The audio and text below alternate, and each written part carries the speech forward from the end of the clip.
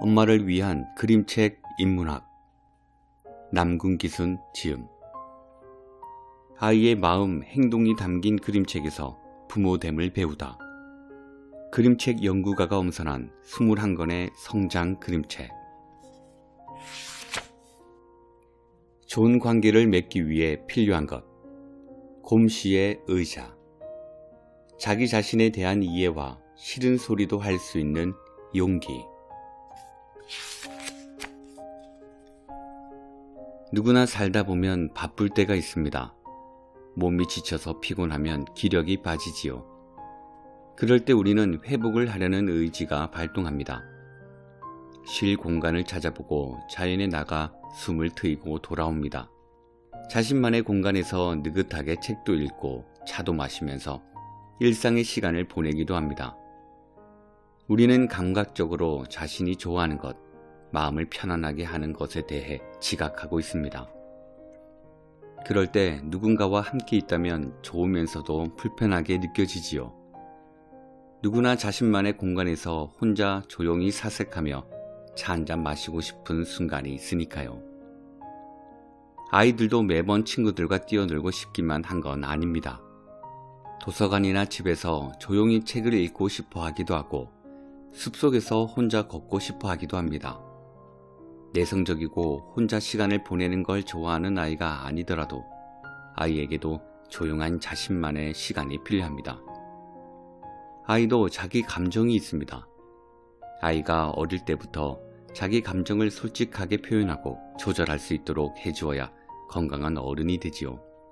아이이기 때문에 자유의 시간, 사색의 시간이 필요 없다고 관가하면서 지나친 간섭을 하는 부모를 봅니다. 알다시피 아이에게도 거리 유지를 잘해야 합니다. 거리 유지가 깨지게 되면 혼란스러운 감정을 갖게 될 수도 있지요. 곰씨는 왜 싫다고 말하지 못했을까? 곰씨의 의자에는 커다란 몸에 순박하게 웃고 있는 곰씨가 나옵니다. 곰씨는 매일 규칙적이며 조용한 생활을 즐기며 일상의 행복을 느끼는 흰 곰이지요. 조용히 독서하고 차를 마시며 느긋하게 안정된 시간을 보내는 걸 좋아합니다. 주인공 곰씨와 함께 중요한 요소로 쓰이는 의자는 곰씨의 안락한 공간을 상징합니다. 의자를 통해 곰씨의 마음과 행동을 보여주지요. 이 책에서 의자는 앉는 사람의 몸을 통제하기도 하고 정신적으로 긴장을 풀어주는 장소이기도 합니다. 곰씨의 의자는 개인의 내면화된 역할을 표상하고 있습니다. 혼자만의 의자에서 곰씨는 마음의 안정감을 형성하지요. 곰씨가 원하고 즐겼던 삶은 복잡하지도 않고 단순하며 안정되고 느긋한 삶입니다. 이제 그림책으로 깊게 들어가서 누구에게든 친절하고 배려심이 많은 곰씨에게 어떤 일이 벌어지는지 알아볼까요? 곰씨는 햇살이 눈부신 날에 차를 마시며 시집을 읽는 여유를 즐기고 있습니다. 한눈에 보기에도 가지런하고 반듯한 형태를 좋아하는 곰씨의 모습이지요. 정갈하게 정리된 짐, 커피잔 등은 곰씨의 만족스러운 표정처럼 편안해 보입니다. 평화로운 시간을 즐기는 곰씨 앞에 커다란 배낭을 메고 지친 토끼가 나타납니다. 친절한 곰씨는 힘들어 보이는 토끼에게 자리 한 켠을 내어줍니다. 탐험가 토끼는 유쾌한 여행 이야기로 곰씨를 즐겁게 해줍니다. 그러다 곰씨와 탐험가 토끼 앞에 무척 슬퍼 보이는 토끼가 지나갑니다. 춤을 잘못 추었다고 마을에서 쫓겨났다며 슬퍼하지요. 탐험가 토끼가 괜찮다며 위로합니다. 무용가 토끼는 춤을 추며 기분을 회복하고 곰씨도 함께 무용가 토끼를 격려해 줍니다. 탐험가 토끼와 무용가 토끼는 서로 호기심을 갖고 좋아합니다. 곰씨는 두 토끼가 결혼할 수 있도록 숲속에 보금자리를 마련해 줍니다. 자기가 쉬었던 공간을 친구들을 위해 기쁘게 내어줍니다. 곰씨가 배려한 의자는 안전하고 감동을 주는 축복의 장소가 되었지요. 그런데 토끼 부부에게 아이들이 태어나면서 곰씨 걱정이 늘어납니다. 아이들이 많아져 곰씨는 느긋하게 의자에서 쉴 수가 없어진 거지요. 좋아하던 음악 감상도 어려워지고 책도 읽을 수가 없게 되자 곰씨는 토끼네 가족이 불편해집니다. 일상이 피곤하다는 생각이 들고 만남이 힘들게 느껴져 곰씨는 매일 마음이 복잡합니다. 느긋한 삶을 즐기는 곰씨는 이제 행복하지 않습니다. 자신의 기분을 말하지 못하는 곰씨의 마음에는 갈등이 생기고 맙니다. 그런 곰씨의 마음을 모르는 어린 토끼들은 해맑게 곰씨의 모든 행동을 간섭하지요. 곰씨는 불편한 자신의 마음을 토끼 가족이 알고 오히려 불편해할까봐 힘이 듭니다. 이래저래 불편한 상황이지요. 토끼 가족을 배려하다 보니 싫어요 라는 말을 꺼내기가 쉽지 않습니다. 곰씨는 혼자 고민하고 저항하기 시작합니다. 토끼 가족을 위해 싫다는 말도 못한 채 소심한 거절 의사를 표현하지요. 아무도 앉지 못하도록 의자에 길게 누워 시집을 읽거나 의자에 페인트를 칠하거나 무거운 바위를 가지고 와서 의자에 올려놓는 방법이었습니다. 무슨 일을 해서라도 차단하고 싶은 심리적 마음이 드러납니다. 그럼에도 철없는 아기 토끼들은 포기를 모르고 곰씨에게 다가와 놀자고 하지요. 소소한 불편함이 마음의 상처가 되고 살다 보면 곰씨처럼 제대로 자신의 감정을 말하지 못해서 관계의 갈등을 겪게 되는 경우가 많지요. 사람들과의 관계에서 제때 말을 못해서 오해가 깊어져 좋았던 사이도 멀어지는 경험을 해봤을 겁니다.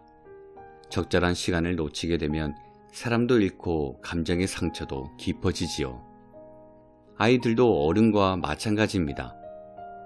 부모에게 배운 대로 감정 조절하고 표현하는 방법을 잘 활용하는 아이도 있지만 여전히 자신의 감정을 잘 표현하지 못하고 상처받는 아이도 있습니다. 아직 말하는 기술이 탁월하지 않다 보니 친구들과 다투는 상황이 벌어지기도 하고 일반적으로 감정의 생채기가 나기도 합니다. 성격이 소심하거나 얌전한 아이들은 친구를 사귀는 것도 늦곤 합니다. 이런 아이들에게는 넉넉히 자신을 바라볼 수 있는 여유 있는 시간을 주면 됩니다. 그림책 수업을 할 때 곰씨의 의자를 읽고 아이들에게 곰씨가 왜 그랬는지, 곰씨의 기분은 어땠을 것 같은지 물어보았습니다. 말을 안 하면 곰씨가 아플 것 같아요. 곰씨는 속마음을 이야기해야 해요. 곰씨가 슬플 것 같아요. 곰씨를 토닥여주고 싶어요. 아이들은 자신이 할 수 있는 위로의 말을 던졌습니다. 곰씨의 마음을 헤아린 친구는 곰씨 마음이 아플 것 같다고 하고 곰씨의 어깨를 토닥여주고 싶다고 말했습니다. 자신이 속상해할 때 엄마가 괜찮아 라고 말해줘서 좋았다는 말도 했지요. 아이들도 자신이 어떤 말을 들어야 마음이 좋아지고 상대방에게 어떻게 해주어야 하는지 압니다. 불편함도 말할 수 있는 용기. 다시 그림책으로 돌아가 볼까요? 곰씨는 계속 자신의 감정을 숨기느라 답답했습니다. 마침내 곰씨는 토끼들에게 말하고 맙니다. 며칠 뒤 곰씨는 토끼들 앞에서 그동안 말하지 못했던 속마음을 하나하나 천천히 말했습니다. 토끼 가족이 좋고 함께하는 시간이 소중하지만 가끔은 혼자 있고 싶다는 것, 조용히 책을 읽고 명상할 시간이 필요하다는 것, 앞으로 코가 빨개지면 혼자 있고 싶다는 뜻이니 다른 시간에 찾아와 달라는 것 등을 이야기하지요. 용기를 내어 한 말 덕분에 곰씨는 평온한 마음을 되찾습니다. 아이들은 종종 자신의 힘으로 안 될 때 울음으로 표출하거나 화를 내면서 표현합니다. 잘 들어보면 아이가 어떤 강력한 도움을 요청하고자 보내는 신호입니다. 아이가 울면서 떼를 쓰거나 이상 행동을 할 때는 왜 그런지 아이의 마음을 우선 살펴보세요. 그리고 조금씩 아이에게 내면의 소리를 표출하는 말을 가르쳐 건강한 마음을 가질 수 있도록 안내하세요. 엄마도 마찬가지입니다. 해결하지 못하고 마음에 쌓아두었던 마음이나 관계가 어렵다면 지혜롭게 풀 수 있는 방법을 찾으면 좋겠습니다. 불편한 시간, 불편한 만남을 참기만 하면 곰씨와 같은 일을 겪어야 하니까요. 인간관계에서 자기 생각을 정확하게 전달하는 방법은 관계를 유연하게 하는 지름길입니다. 어른들은 대부분 말을 하지 않는 편이 좋은 관계를 유지한다고 생각하지만 건강한 관계를 갖고 생활하기 위해서 적절한 언어적 표현이 필요할 때가 있지요. 제때 말을 하지 않아 관계가 악화되는 경우가 있지 않나요? 또는 저 사람과는 맞지 않는 것 같다라는 선입견 때문에 관계를 만들지 못하는 경우도 있습니다. 그런데 살아보면 자신과 맞지 않다고 생각한 사람도 시간이 지나 쿵짝이 잘 맞는 경우가 생깁니다. 아이들에게는 친구를 다양하게 골고루 사귀어 보라고 하면서 정작 엄마인 내가 사람들과 거리를 두고 만나기를 꺼려하고 마음의 벽을 쌓으면 어떨까요? 아이들은 엄마가 다른 사람을 만날 때 느끼는 감정도 미묘하게 알아차립니다. 엄마가 사람을 싫어하면 아이도 그런 경우가 좀 있어요. 아이들이 단체 생활을 하다 보니 엄마도 엄마들 모임에 나가서 꼭 만날 수밖에 없는 상황도 생길 테지요. 그럴 때 남을 지나치게 배려하며 소극적인 방식으로 관계를 맺으면 인간관계에서 지칩니다. 그렇게 혼자 소가리를 하다가 모임에 나가지 않는 사람도 보았어요. 내 감정을 말하지 않으면 남들은 절대 모릅니다. 감정을 전달할 때 쓰는 나 전달법이 있습니다. 내가 어떤 생각을 하고 있는지 상대에게 정확히 알려주면 좋은 관계를 유지하는 데 효과적일 겁니다. 무엇보다 자신의 감정에 솔직해지면 상대방과의 관계도 잘 유지할 수 있습니다.